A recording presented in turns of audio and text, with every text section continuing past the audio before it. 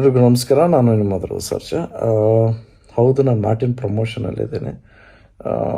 But ಮಾರ್ಟಿನನ್ನು ಒಂದು ನಿಮಿಷ ಪಕ್ಕಕ್ಕೆ ಇಟ್ಬಿಡೋಣ. ಇವತ್ತು ವಿಡಿಯೋ ಮಾಡ್ತಿರೋ ಉದ್ದೇಶ 2024 August 14 ಇಂಡಿಯನ್ ಸ್ಟ್ಯಾಟಿಸ್ಟಿಕ್ಸ್ ಪ್ರಕಾರ ಪ್ರತಿ 16 ನಿಮಿಷಕ್ಕೂ ಒಂದು ಹೆಣ್ಮಗುನ ರೇಪ್ ನಡೀತಾ ಇದೆ. ಎತ್ರ ನಾರ್ಯಸ್ತು ಪೂಜ್ಯಂತೆ ರಮಂತೆ ತತ್ರ ದೇವತಃ ಅಂತ ಹೇಳ್ತಾರೆ. ಎಲ್ಲಿ ಹೆಣ್ಮಕ್ಳು ಮರ್ಯಾದೆ ಗೌರವ ಇರಲ್ವೋ ಅಲ್ಲಿ ಆ ಭಗವಂತನೇ ಇರಲ್ವಂತೆ. ನಮ್ಮದು ರಾಮ ಜನ್ಮಭೂಮಿ ಅಂತ ಕರಿತೀವಿ. ಕೆಲವು ಬಾಸ್ಟರ್ಡ್ಸ್ ಮಾಡ್ತಾರೋ ಕೃತ್ಯದಿಂದ ನಿಜವಾಗ್ಲೂ ನಮ್ಮ ಭಾರತಕ್ಕೇ ಕೆಟ್ಟ ಹೆಸರು.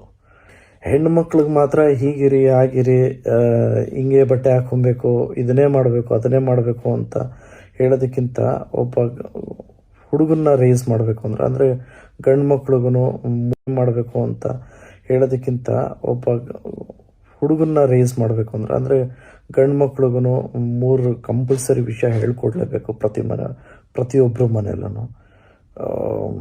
ಹೇಗೆ ಪ್ರೊಟೆಕ್ಟ್ ಮಾಡಬೇಕು ಹೆಣ್ಮಕ್ಳನ್ನ, ಮತ್ತು ಹೇಗೆ ಸಪೋರ್ಟ್ ಮಾಡೋದು, ಮತ್ತು ಹೇಗೆ ರೆಸ್ಪೆಕ್ಟ್ ಮಾಡಬೇಕು ಅಂತ ಪ್ರತಿಯೊಬ್ಬರ ಮನೆಯಲ್ಲೂ ಇದು ಹೇಳ್ಕೊಡ್ಲೇಬೇಕು. ಇಂಥ ರೇಪಿಸ್ಟ್ಗಳಿಗೆ ನಿಜವಾಗ್ಲೂ ಅವ್ರು ಸಿಕ್ಕಿ ಕಾನೂನು ರೀತಿ ಶಿಕ್ಷೆ ಆಗಲಿ ಅಂತ ನಾವು ಭಗವಂತನಲ್ಲಿ ಕೇಳ್ಕೊತೀವಿ. ಬಟ್ ಅವ್ರಿಗೆ ಯಾವುದೇ ರೀತಿ ಶಿಕ್ಷೆ ಕೊಟ್ಟರು ಆ ಸ್ಯಾಟಿಸ್ಫ್ಯಾಕ್ಷನ್ ಅನ್ನೋದು ಆಗೋದೇ ಇಲ್ಲ.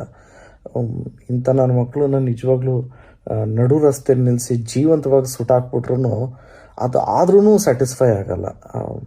ಇಂಥ ಕಲ್ಪ್ರಿಟ್ಸ್ಗೆ ಏನೇ ಮಾಡಿದ್ರೂ ಆ ಭಗವಂತ ಇವ್ರಿಗೆ ಒಳ್ಳೇದು ಮಾಡದೇ ಇರಲಿ ಅಂತ ಮನ್ಸಾರ ಕೇಳ್ಕೊತೀನಿ.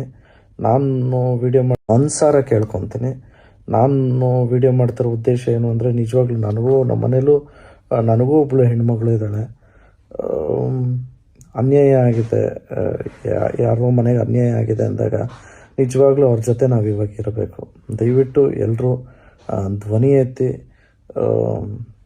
Let us ask for justice. It is time to change India. ನಾವೆಲ್ಲ ಒಂದಾಗಬೇಕು.